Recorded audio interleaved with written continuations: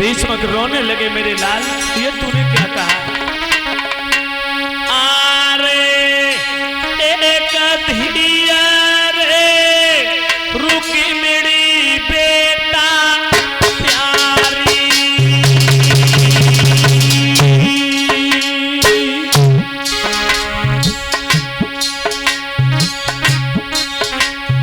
और बड़े लाड़ रे प्यार से हमने पाली।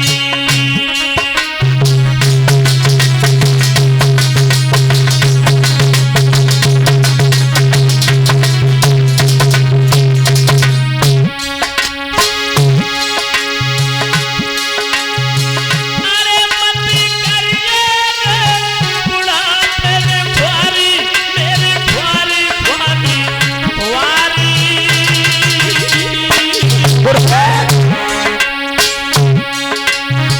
और ससुराला हमको आधार,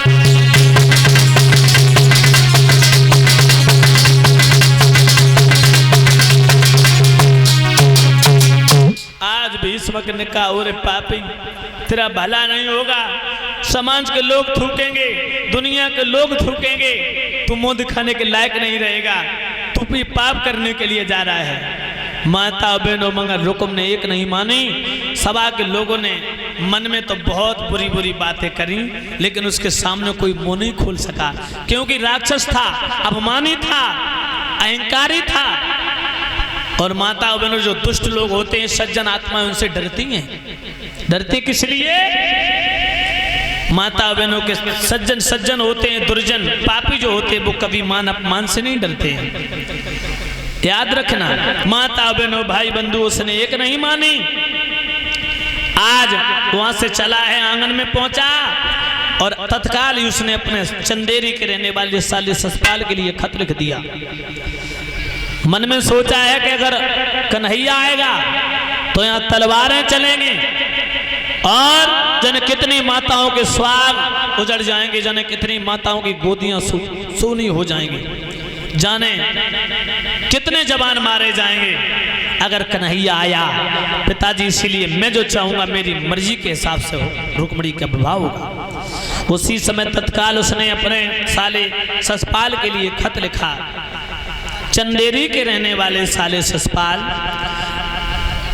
अभी तक तो हम तुम्हारे बहनोई थे, तुम हमारे साले थे, लेकिन अब दोनों बराबर होने जा रहे हैं।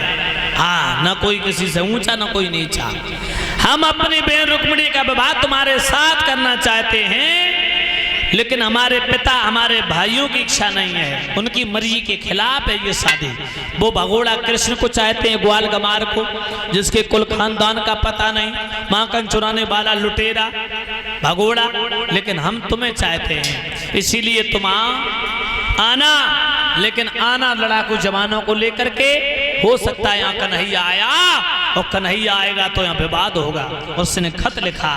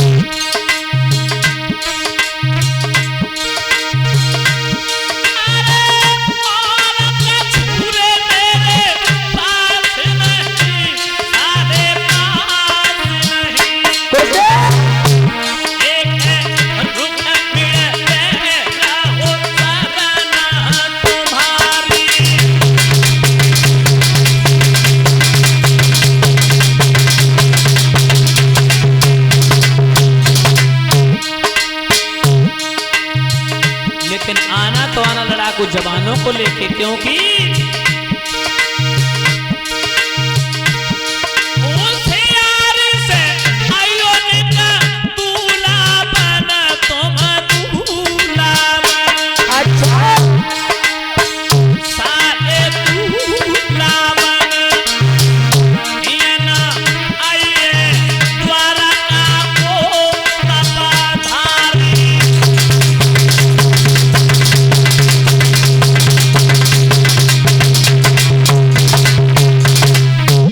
खत लिख दिया, आना तो आना लड़ाकू जवानों को लेकर के, क्योंकि यहाँ ग्वाल गमार कन्हैया आएगा, और कन्हैया आएगा तो विवाद होगा, और विवाद होगा तो फौजों की आवश्यकता पड़ेगी। हाँ, ऊपर से हस्ताक्षर कर दिए और गिन्नियां सर्पियों का ढेर लगा दिया। नाई ब्राह्मण परात को सर पे रख के चले हैं कुंदनपुर से चंदेरी की तरफ। इधर जैसे ही चंदेरी में पहुंचे हैं, ससपाल की कचहरी लगी थी। ससपाल के लगा रहे, भाई दूर क्यों खड़े हो, ए लंबे परात वाले इधर आओ। कहां से आए हो महाराज? हाँ, हम कुंदनपुर से आए हैं। कुंदनपुर में तो हमारे बहनोई रुकम रहते हैं। हाँ महाराज, उन्हीं ने मुझे भेजा है। क्यों भेजा? वो अपनी बहन का विवाह आपके साथ में करना चाहते हैं, आपके लिए पत्र भेजा है। हमारे बहनोई अपनी बहन का विवाह हमारे साथ? देख लो, पढ़ लो महाराज। पंडित जी, ये मैं क्या सुन रहा हूँ, हकीकत बात है? ये सत्य है। बाजी बा, हमारे जैसे बहनोई भगवान सबको दे भगवान। खूब हमारे जैसे बहनोई सब काऊ के हों, शादी पसंद है, तैयार हैं, सब तरह से तैयार हैं, शादी करने जाएंगे। क्योंकि रुक्मिणी तो इतनी सुंदर है, इतनी सुंदर है, हमने तो सपने में भी नहीं सोचा था कि हमारे बहनोई अपनी बहन रुक्मिणी का विवाह हमारे साथ करेंगे। माता और बहनों शिशुपाल उछल पड़ा, नाचने लगा। मंत्री कहने लगा, महाराज बड़े नाच रहे, क्या बात है? बोले, तुम्हें नहीं मालूम मंत्री, हमारे बहनोई रुक्म ने अपनी बहन रुक्मिणी का विवाह हमारे साथ तय किया है। कहो, तुम्हें खुशी नहीं है हमारी शादी की? मंत्री कहने लगा, महाराज क्या पागल हो गए? तुम्हारी बहन की ननद तुम्हारे लिए देवी के समान हुई और तुम खुशी के मारे कूद रहे, नाच रहे, ये तो अनर्थ है, अन्याय है, अधर्म है, पाप है। उसी समय सचपाल कहने लगा, मंत्री तुम्हें नहीं मालूम है, अरे ऐसी देवियां देखी जाएंगी तो विवाह बंद हो जाएंगे, शादियां बंद हो जाएंगी। इसीलिए ऐसा करो, नाई पंडित को हमारी मुंह की तरफ क्यों क्यों देख रहे हो, क्यों ताक रहे हो? जाओ नाई ब्राह्मण को भोजन करा। महाराज, हाँ क्या कह रहे हो? तो मेरे नाश्ता पानी करवाएं? बिल्कुल। तुम मुझे बताओ, जब ये पत्र लेके आए तो तुम राज सिंहासन से उछल पड़े, और जब वे वहां अपने राजधानी में जाएंगे तो सभी लोगों से कहेंगे कि शिशुपाल तो जब हम वो पत्र लेके उन्हें पत्र दिया तो वो तो अपने सिंहासन से उछल पड़े, तो आपकी बड़ी बदनामी करेंगे महाराज। अच्छा, हाँ, तो क्या करना चाहिए? कचू मत करो, काट कूट के और इन्हें और जब नाई और पंडित को महाराज तलिया में भिगवा दो, नार में भिगवा दो, कटवाएगा। माता बहनों भाई बंधु, उसी समय मंत्री ने कहा, महाराज अरे नाई ब्राह्मण को राजा फरन शीस तो यरे उतारो।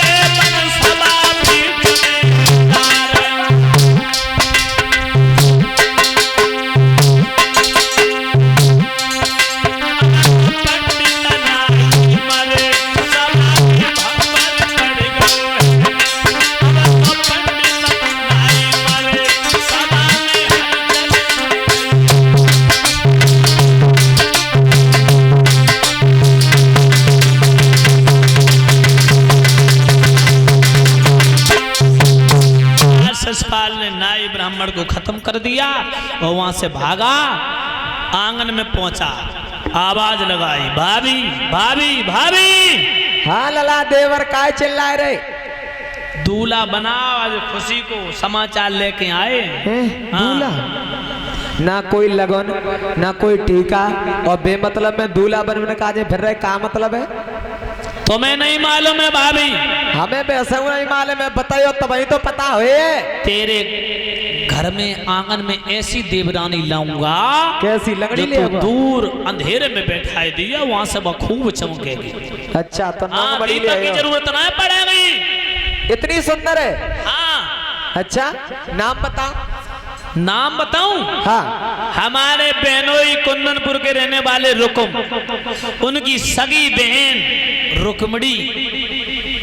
बेटा? हाँ। तुम्हारी बुद्धि खराब है गई का? हमारी इसमें बुद्धि की क्या बात है?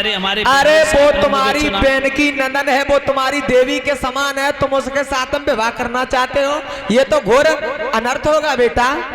भाभी तुझे नहीं मालूम है, अगर ऐसी देवियां देखी जाएंगी तो विवाह बंद हो जाएंगे। तुम हमें ज्ञान मत दो, मैं दूल्हा बनाओ, मैं जाऊंगा ऐसी देवरानी लेके आऊंगा जो तू भी कहेगी रुक्मणी इतनी सुंदर है। तो ये नहीं मालूम, हमारी तो बहन की नंद है, हम तो पहले से देखी है कितनी सुंदर है। हाँ, माता बहनों भाई बंधु उसने एक नहीं मानी। उसी समय भाभी 4 से 10 लड़की उनको मोहल्ला से पकड़ के लाई। माताओं बहनों, जब किसी को दूल्हा बनाया जाता है ना, तो घर मोहल्ला से पड़ोस में से 4 से 10 लड़कियां तो खड़ी हो ही जाती हैं। 4 से 10 लड़कियों को पकड़ लाई और गीत मंगलाचार होने लगे और वो दुष्ट ससपाल को दूल्हा बनाने लगी भाभी। माता बहनों भाई बंधुओं, लेकिन दूल्हा बनाते समय बहुत बुरे बुरे असगुन हुए।